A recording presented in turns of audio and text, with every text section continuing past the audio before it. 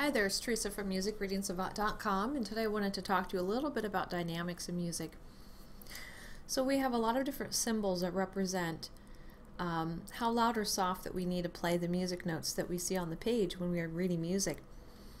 And as you can tell, the more letters that are present, the softer or the louder it needs to be. So it's going to give us an indication of how extreme we need to be for the levels of soft and loud. So just P, whenever you see that, it represents the Italian word piano. And in English, that translates to soft. 2 P's is pianissimo, that's very soft. 3 P's is pianissimo, and that's very, very soft. Then we have some dynamics that are right in the middle. This is Mezzo Piano, which represents moderately soft. So an M, mezzo, means moderately, or you can even think of it as medium if you want. And the P is the piano for soft. Now we have mezzo forte, or moderately loud. So forte means loud. Forte is again an Italian term, and in English that translates to loud. 2 F's is fortissimo, very loud, and 3 F's is fortissimo, which is very, very loud. Another thing that we have in dynamics is some symbols that look like this. You can think of them as hairpins.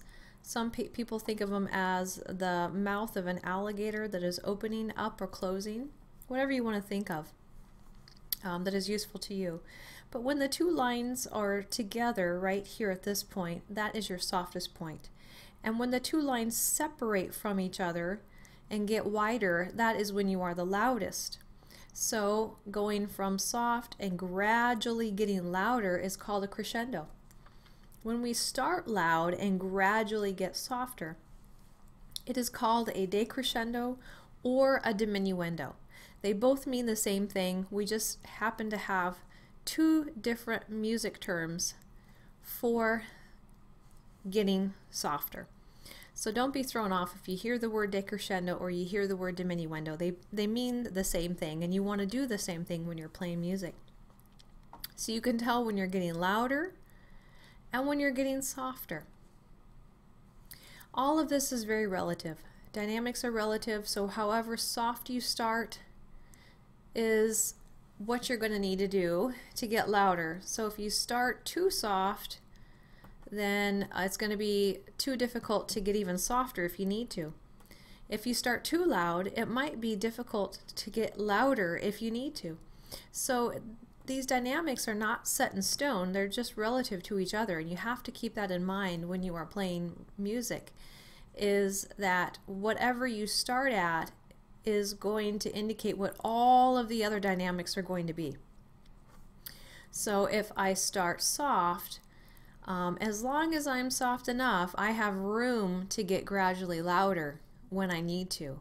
If I start loud enough, then I have room to get softer when I need to. So those are just some things about music dynamics that I wanted to point out to you to help you get a better understanding of dynamics and what we need to do when we see them on the page. Thanks so much, and I hope this helps you continue on your journey in reading music. See you next time.